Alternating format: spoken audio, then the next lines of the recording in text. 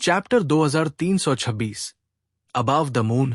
1 Tianhai city के आसमान में जैसे ही ड्रीमर का इंजन चालू हुआ, एक भयावह गर्जना गूंज उठी। धरती कांपने लगी, मानो कोई भूकंप आया हो। बैली चेंकिंग ने अपने शैडो स्क्वाड के सशस्त्र सैनिकों के साथ दूर से सलामी दी। उनकी नजरें उस विशाल युद्धपोत पर टिकी थी, जो धीरे धीरे आसमान में उठता गया। फिर पलक झपकते ही पृथ्वी की सतह को पीछे छोड़ते हुए अंतरिक्ष की ओर दौड़ पड़ा। मोरना ने दोनों हाथों से वॉरशिप की रेलिंग कसकर पकड़ ली। उसे साफ महसूस हुआ कि वॉरशिप के बाहर एक पारदर्शी एनर्जी शील्ड बन रहा था, जो जहाज को बाहरी वातावरण से पूरी तरह अलग कर रहा था। वो अविश्वास में बुदबुदाई। ये बिना रॉकेट प्रोपल्शन के अंतरिक्ष में उड़ सकता है? उसकी आंखों में चकित कर देने वाला विस्मय था। मानव विज्ञान की वर्तमान सीमाओं के हिसाब से इतना विशाल वॉरशिप अंतरिक्ष में भेजना असंभव माना जाता था। लेकिन यही तो मैकेनिकल सिविलाइजेशंस की शक्ति थी, जो दूसरी पीढ़ी से नीचे के युग में विज्ञान और तकनीक को परम सीमा तक पहुंचा चुकी थी। एक पुरानी सभ्यता का छोड़ा हुआ जहाज भी उनकी पूरी विश्व दृष्टि उलटने के लिए पर्याप्त था। ड्रीमर पहाड़ों की तरह भारी शरीर लेकर ऊपर उठा, फिर अचानक अपनी गति कई गुना बढ़ाते हुए आउटर स्पेस की ओर छलांग लगा गया। बाइटाइन मुख्यालय के नीचे धरती में एक दरार उभरी और उसके भीतर से एक गुप्त भूमिगत अड्डा प्रकट हुआ। वहां से एक अनोखी आकृति वाला चांदी भूरा स्पेसशिप धीरे धीरे ऊपर उठा। उसके पीछे से नीली ज्वालाएं फूट पड़ी।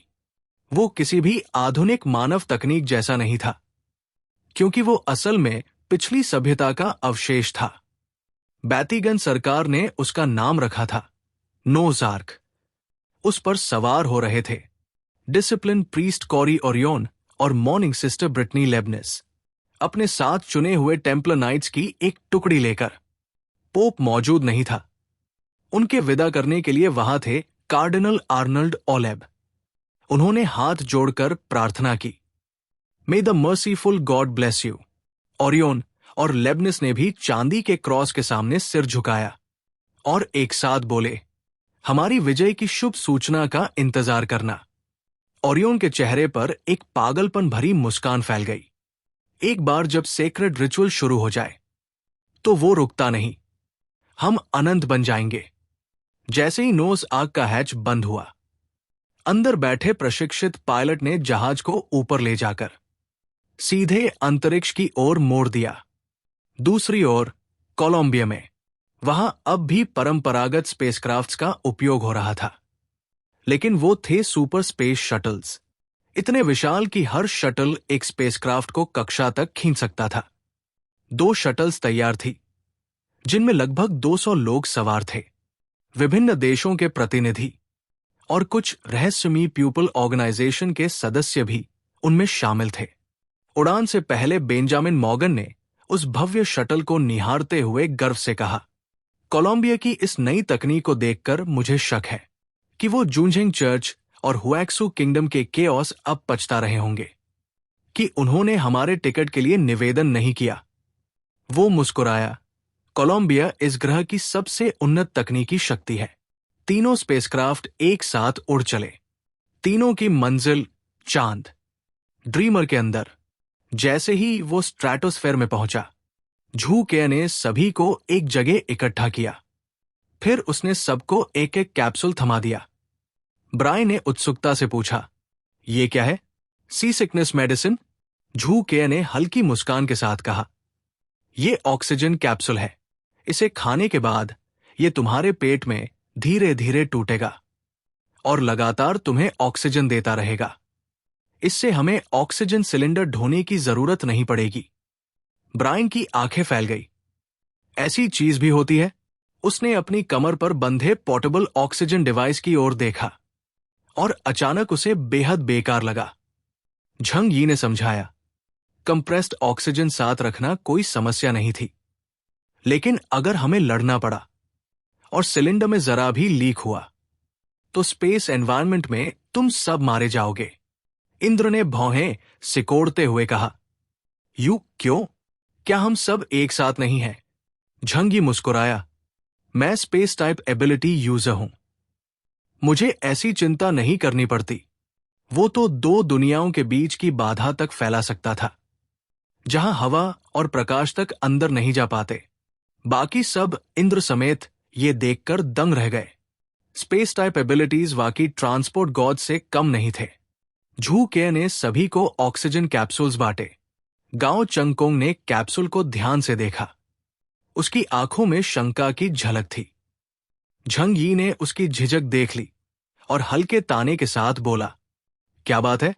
डर है कि मैं तुम्हें जहर दे दूं? बाकी सबके हाथ रुक गए। जो कैप्सूल मुंह तक ले जा रहे थे, उन्होंने भी ठहर कर झंग यी की ओर देखा। लेकिन कुछ लोग बिल्कुल बेफिक्र रहे। Professor Leonardo da Vinci, Brian और सलादीन ने बिना सोचे कैप्सूल निगल लिया। डा विंसी ने बाकी झिझकते लोगों की ओर देखते हुए कहा, अब हम सब एक ही नाव में हैं। उसने पैर से ड्रीमर के फर्श पर ठोकर मारी। अगर हम चांद की समस्या हल नहीं कर पाए, तो कोई भी खुश नहीं रहेगा। मुझे नहीं लगता केओस को यहां किसी को जहर देने की जरूरत है। वो हल्की हंसी के साथ बोला, और अगर सच में वो कुछ करना चाहता, तो उसे इतनी मेहनत नहीं करनी पड़ती। डा विंसी और ब्रायन दोनों पहले देख चुके थे कि झंगी अब कितना शक्तिशाली बन चुका है। अंडरवर्ल्ड गेटकीपर की शक्ति का हिस्सा समेटने के बाद उसका सुपर पावर इंडेक्स कम से कम 42,000, शायद 50,000 तक पहुंच चुका था। ऊपर से उसके पास ये सुपर बैटलशिप भी था। अगर वो सच में हमला करना चाहता, तो यहां शायद ही कोई जिंदा बचता। डा विंसी के ऐसा कहते ही बाकी सबने भी कैप्सूल्स निगल लिए। गांव चंगकोंग ने धीरे से कहा, मैंने तुम पर शक नहीं किया था। बस ये पूछना चाहता था कि क्या कुछ और कैप्सूल्स मिल सकते हैं? झंग यी मुस्कुराया, उसके कंधे पर हाथ रखा और बोला, इन्वेंट्री सीमित है, उसे समझदारी से बांटना होगा। उम्मीद है तुम समझते हो। गांव चंगकोंग के मन में एक ही ख्याल आया, ये आदमी हर बार कुछ न कुछ चाल जरूर चलता है। फिर भी उसने कैप्सूल निगल लिया। जहर हो या कुछ और, अब कोई और विकल्प नहीं था। कुछ ही पलों में कैप्सूल घुल गया और सबने महसूस किया कि अब उन्हें सांस लेने की जरूरत नहीं।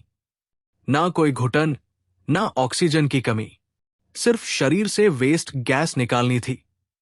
प्रोफेसर डा विंसी विस्मय से बोला, जिसने ये बनाया है वो सच में जीनियस है। झू के ने विनम्रता से सिर झुकाया। आपकी प्रशंसा के लिए धन्यवाद। झंग यी की आंखों में एक कोमल चमक आई। उसके मन में गर्व उमड़ पड़ा। हां, बिल्कुल, सिस्टर केस सबसे बेहतरीन है। बगल में खड़ा फैटिक मुंह में चिकन लेग दबाए बोल रहा था। तेल उसके होठों से टपक रहा था। झंग यी ने भौं उठाई और मन में बुदबुदाया, मैंने अभी जो कहा था वो वापस लेता हूं। अध्याय 2327, चांद के ऊपर 2। ड्रीमर सिर्फ 10 मिनट में वातावरण के बाहर पहुंच गया। यह रफ्तार सच में हैरान कर देने वाली थी। झंग यी ने लू केरन को निर्देश दिया कि वो जहाज को अस्थायी रूप से बाहरी अंतरिक्ष में रोक दे, बिना आगे बढ़े। सलादीन ने पूछा, रुक क्यों गए? उनका इंतजार करो। झंग यी ने ठुड्डी से इशारा करते हुए ग्रह की दिशा में देखा।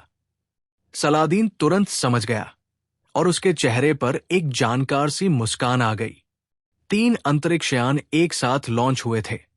ड्रीमर की क्षमता बाकी दोनों से बहुत ज्यादा थी, लेकिन झंग यी नहीं चाहता था कि वो सबसे पहले चांद पर पहुंचे। अगर पहले पहुंचकर कोई मुसीबत मिल गई और बाकी मदद करने वाले पीछे रह गए, तो क्या ये खुद अपने पैरों से बारूदी सुरंग पर चलने जैसा नहीं होगा? उन सभी की तय की हुई लैंडिंग कोऑर्डिनेट्स एक ही इलाके में थी।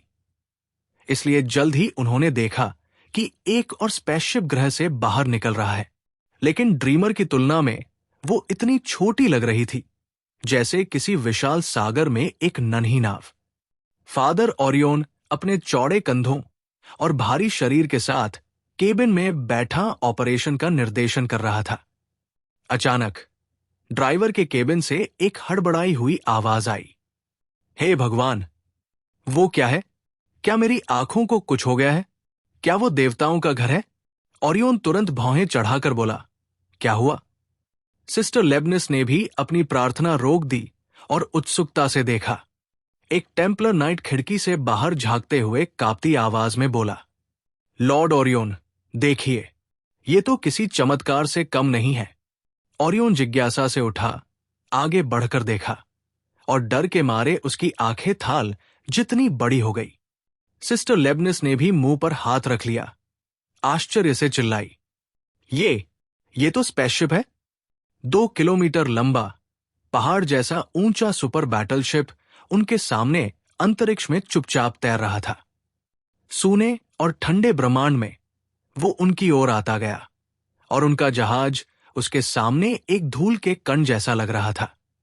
एप्सिलॉन और होली सी के लोग भी इस दृश्य को देखकर अवाक रह गए। उन्हें यकीन नहीं हुआ कि ये किसी मानव सभ्यता का यान हो सकता है। ये तो किसी प्राचीन युग की महाशक्ति का निर्माण लग रहा था।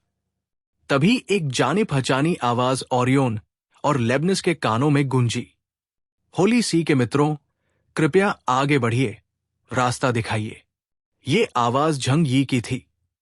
वो ड्रीमर के उच्च कमांड रूम में खड़ा उस छोटे जहाज को नीचे देख रहा था, चेहरे पर हल्की सी मुस्कान के साथ, क्योंकि मून पीपल से संपर्क सिर्फ होली सी के लोग कर सकते थे। इसलिए झंग यी ने तय किया कि टकराव से बचने के लिए वही आगे बढ़े। उसकी आवाज सुनकर फादर ओरियन और सिस्टर लेबनिस कुछ पल चुप रहे। एक डरावना ख्याल उनके मन में उठा, क्या ये भयानक सुपर बैटलशिप हुएक्सो किंगडम का है? हे, सुन रहे हो? ये ड्रीमर है, कैप्टन केओस बोल रहा हूं। अब सब स्पष्ट हो गया। दोनों को शांत होने में कुछ पल लगे। हां, हम सुन रहे हैं। फादर ओरियन ने पूछा, क्या ये सुपर वॉरशिप तुम्हारे हुएक्सो किंगडम की है? झंग यी ने हल्की हंसी के साथ जवाब दिया, बिल्कुल नहीं। दोनों ने राहत की सांस ली। लेकिन तभी झंग यी ने अगला वाक्य कहा, ये मेरी है। दोनों कुछ पल के लिए सन्न रह गए। इतना विशाल, डरावना हथियार एक अकेले आदमी का? ठीक है, तो साथ चलें। फादर ओरियन बड़बड़ाया, और कॉल खत्म करते ही नोज आर्क ड्रीमर के पास से एक मक्खी की तरह निकल गया। फिर ग्रह की परिक्रमा करने लगा। क्योंकि उनका जहाज सीधे पृथ्वी की गुरुत्वाकर्षण से निकल नहीं सकता था, इसलिए उन्हें कक्षा में चक्कर काटकर गति बढ़ानी थी। लेकिन जाते जाते उन्होंने देखा, ड्रीमर अब भी वही रुका हुआ है, हिला तक नहीं। ऑपरेटर ने हैरानी से पूछा, ये क्या कर रहे हैं? क्या इनके जहाज में कोई खराबी आ गई? कुछ लोगों ने व्यंग्य से हंसते हुए कहा, अगर इस ऊंचाई पर गड़बड़ी हुई तो नीचे गिरने से पहले कोई बच नहीं पाएगा। पर किसी ने धीरे से कहा, क्या ऐसा तो नहीं कि उन्हें पृथ्वी की परिक्रमा की जरूरत ही नहीं? उनके जहाज की शक्ति सीधे एस्केप वेलोसिटी पार कर सकती है। पूरा जहाज अचानक शांत हो गया। किसी को यकीन नहीं हुआ। लेकिन जब उन्होंने फिर से ड्रीमर की विशाल, भयावह आकृति देखी, तो कोई विरोध भी नहीं कर सका। क्या हुएक्सो किंगडम की टेक्नोलॉजी इतनी भयानक स्तर पर पहुंच गई है? फादर ओरियन के माथे पर गहरी शिकन थी। लगता है ये फ्रेमोस की मैकेनिकल सिविलाइजेशन से मिला हुआ ज्ञान है। वो भीतर से चौंक गया। कुछ ईर्ष्या भी हुई। लेकिन अब सोचने का वक्त नहीं था। अभी बस चांद तक पहुंचना जरूरी था। उस पल का दृश्य होली सी के हर सदस्य के दिमाग में गहराई से दर्ज हो गया। उधर बैतिगन एयर कंट्रोल सेंटर में भी हजारों लोग इस दृश्य को लाइव देख रहे थे। हुएक्सो किंगडम, केओस, झंग यी, आर्नल्ड ओलब ने लंबी सांस ली और सीने पर लटकते क्रॉस को कसकर पकड़ा। आखिर इस आदमी के पास कितने रहस्य छिपे हैं? और वोलुयन एम्पायर, क्या सच में वो उन्हें मिटा सका? ओरिब के मन में भी शक था। उनकी जानकारी के अनुसार हुएक्सो किंगडम के शीर्ष योद्धा जिंदा थे। अगर वो सच में युद्ध था, तो इतने बड़े पैमाने पर विनाश के बावजूद उनका कोई नुकसान कैसे नहीं हुआ? हर चीज अब एक रहस्यमयी पर्दे में लिपटी थी। ओरिब ने दूर से ओरियन को संदेश भेजा, केओस पर नजर रखना, उस आदमी के पास बहुत से रहस्य हैं और उसके पास माइकल के अवशेष भी हैं। हमें नहीं देना चाहिए कि वो हमारी चांद की योजना में दखल दे।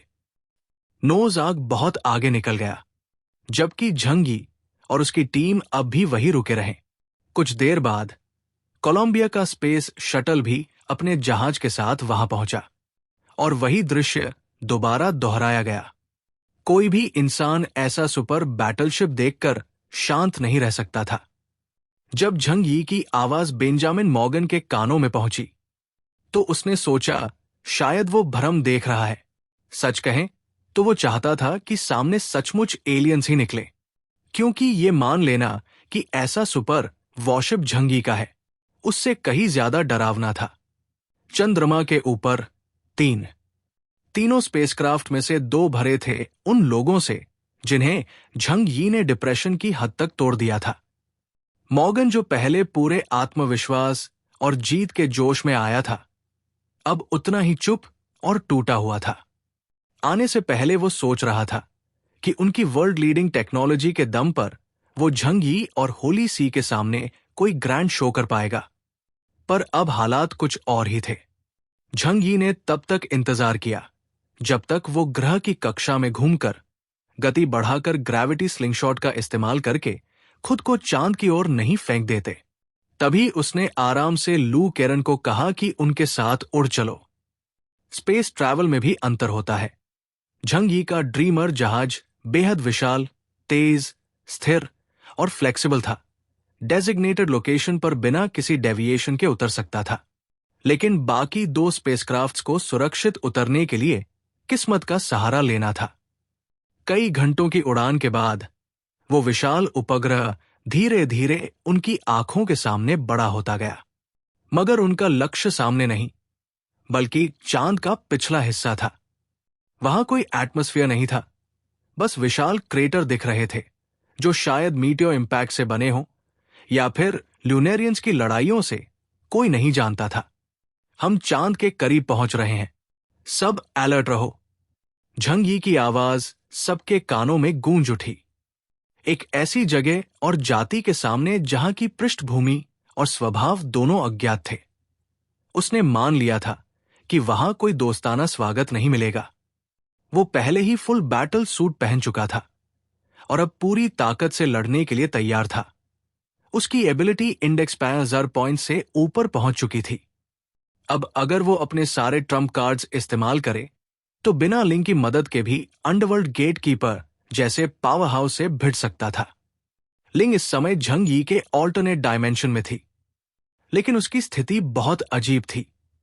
अंडरवर्ल्ड गेट कीपर की स्पिरिचुअल एसेंस का ज्यादातर हिस्सा लेने के बाद झंग यी को अब खुद नहीं पता था कि वो आखिर क्या बन चुकी थी।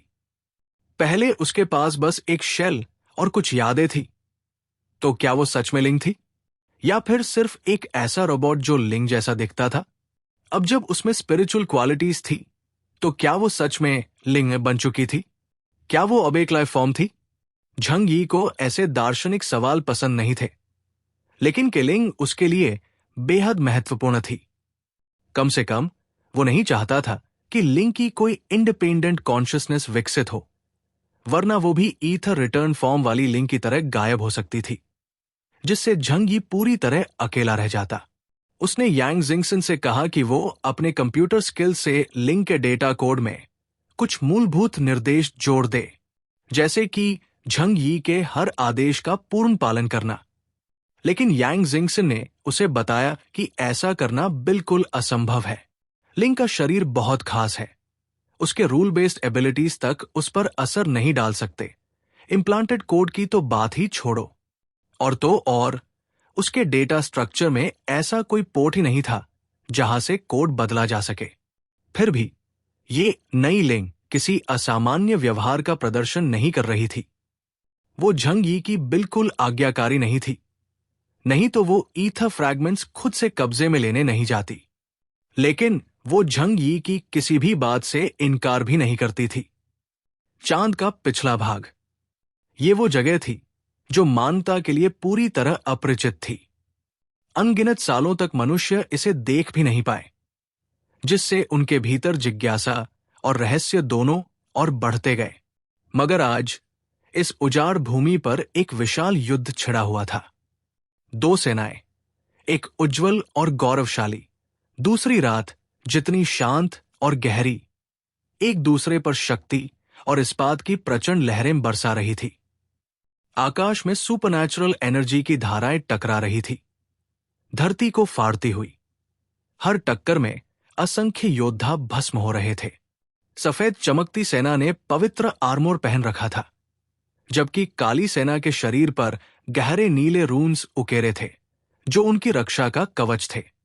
दो पूरी तरह भिन्न सभ्यताएं, शक्ति के इस्तेमाल के तरीके भी अलग, मगर दोनों ही समान रूप से भयानक रूप से शक्तिशाली।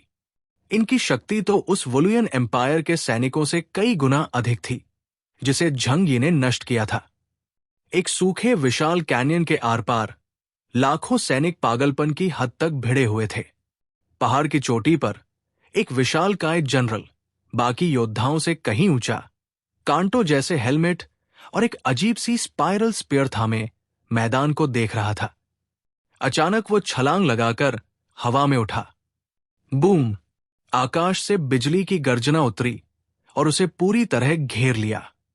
क्षण भर में वो हवा में एक विशाल सिल्वर जैसे जीव में बदल गया। उसकी लैंस पर थंडर और स्टॉर्म नाच रहे थे और उसने सीधा ब्लैक आर्मी के युद्ध क्षेत्र में प्रहार किया। बूम! बिजलियां सीधी रेखाओं की तरह धरती पर गिरी और ब्लैक लीजन के सैकड़ों सैनिक टुकड़ों में बिखर गए। फिर साइकिक एनर्जी की सफेद किरणें धरती में समा गई। सिल्वर नाइट के आने से ब्लैक लीजन का सेनापति भी युद्ध में कूद पड़ा। वो गहरे काले आर्मोर में लिपटा था, इतना कि उसका चेहरा तक पहचानना मुश्किल था, मानो किसी अंधकार के टुकड़े से तराशा गया हो। उसने जोर से जमीन पर पैर मारा और हवा में उछल गया। 4 जोड़ी पंख उसके पीछे फैल गए और वो एक उड़ते हुए ड्रैगन जैसे दैत्य में बदल गया। वो सैकड़ों मीटर लंबा राक्षस आकाश में घूमता हुआ सफेद सेना पर ज्वालामुखी सी आग उगल रहा था। असंख्य सैनिक राख बन गए। काले और सफेद दोनों सेनाओं के सेनापति एक दूसरे की उपस्थिति पहचान गए और फिर टकरा पड़े। युद्ध भूमि अब एक मांस पीसने वाली मशीन बन चुकी थी, जहां जीवन का कोई मूल्य नहीं बचा था। तभी ऊपर का आसमान अचानक धुंधला पड़ गया। बूम! आकाश से कुछ विशाल उतरा। उसके इंजन की गर्जना ने युद्ध का शोर तक डुबो दिया। दोनों सेनाओं के सैनिक स्वाभाविक रूप से ऊपर देखने लगे और देखा, एक एनॉर्मस वॉरशिप धीरे धीरे आसमान से उतर रहा था। यह दृश्य इतना भयानक था कि लड़ते हुए दोनों जनरल तक रुक गए। बूम! ड्रीमर अब इस बैटलफील्ड पर उतर चुका था, ठीक निर्धारित कोऑर्डिनेट्स पर। मगर जैसे ही झंग यी और बाकी क्रू ने बाहर देखा, सब हैरान रह गए। उनके सामने 2 अलग अलग जातियों की भयानक लड़ाई चल रही थी। भले ही झंग यी को पहले से ल्यूनेरियंस के अस्तित्व का अंदाजा था, पर उन्हें अपनी आंखों से देखना एक अलग ही अनुभव था। काले और सफेद 2 पूरी तरह विपरीत यूनिट्स को एक दूसरे को मिटाते देख झंग यी अनायास सोच उठा, ल्यूनेरियंस एकजुट नहीं है। क्या उनकी ये आपसी लड़ाइयां ही चांद के पतन का कारण बनी? वो यही सोच रहा था और चंद्रमा का अंधकार अब उसके लिए और भी गहरा हो गया था।